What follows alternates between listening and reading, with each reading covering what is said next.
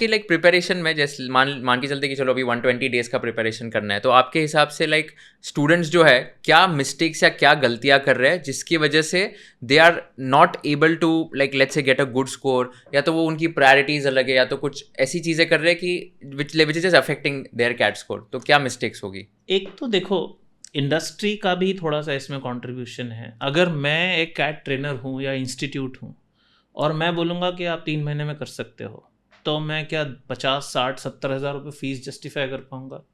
नहीं कर पाऊँगा।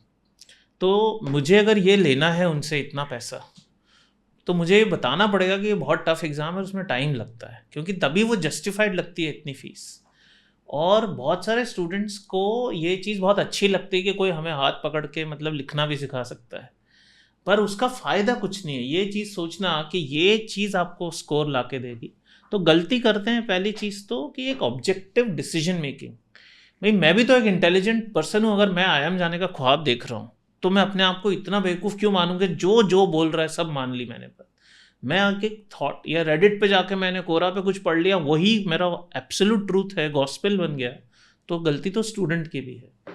ऑब्जेक्टिवली अगर आप एनालाइज करो, आप 2-3 पुराने साल के पेपर्स देखो, तो आपको समझ आएगा कि यार ये जो तरीका बताया जा रहा है कि 100 नॉवेल्स पढ़ लो तो आप रीडर बन जाओगे, आरसी अच्छा हो जाएगा, मैथ में तो आपको बिल्कुल ही बेसिक से पढ़ना पड़ेगा, DI इज ऑल प्रैक्टिस, ये गलत है।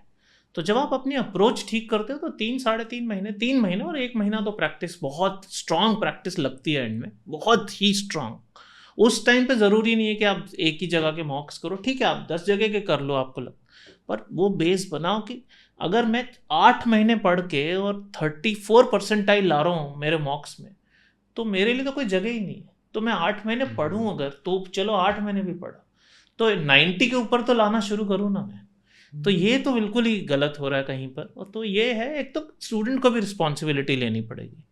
मान लो किसी ने कभी कोई स्कोर नहीं किया, जैसे मान लो किसी का कैट का 30 परसेंटाइल स्कोर है, उसने जाके फ्रस्ट्रेशन में एक पोस्ट लिख दी कि सब खराब है, ये टीचर खराब है, ये इंस्टीट्यूट खराब है सब, पर उसी इंस्टीट्यूट से कोई 100 परसेंटाइल भी तो लाया है ना। तो क्या मैं पूरा ब्लेम एक कैट ट्रेनर या इंस्टीट्यूट को दे? पर लोग जो सबसे ज़्यादा रेंट करता है उसकी बात सबसे ज़्यादा सही मान लेते हैं कि ये सही है। मेरे यहाँ पे इतनी बार होता है कि एक स्टूडेंट जिसका 100 परसेंटाइल आया है, वो इतनी अच्छी बातें बोलेगा सब कुछ, लेकिन कई बार होता है कि किसी का अगर स्कोर नहीं आया और वो बंदा अगर बोलेगा कि, तो लोगों को ट्रस्ट उसको करना चाहिए जो अचीवर है। इंडिया में एक बहुत बड़ी डिजीज़ है, people trust people like themselves. अगर मैं 30 परसेंटाइल लायक हूँ तो मैं 99 परसेंटाइल वाले से इंस्पायर नहीं होता। मुझे अपने फ्रेंड में कि अच्छा तेरा भी कुछ नहीं हुआ, मेरा भी कुछ नहीं हुआ, तेरे को भी खराब लगा, मेरे को, ये रिलेटेबिलिटी बंद करनी पड़ेगी। बहुत खराब चीज़ है, बहुत ज़्यादा।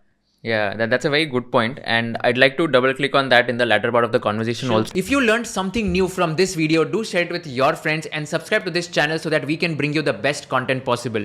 Also, if you want to watch this entire episode, click on the link in the description box and you can go to Kushal Lodha YouTube channel and watch the entire podcast episode. Thank you so much for watching this and have an amazing day.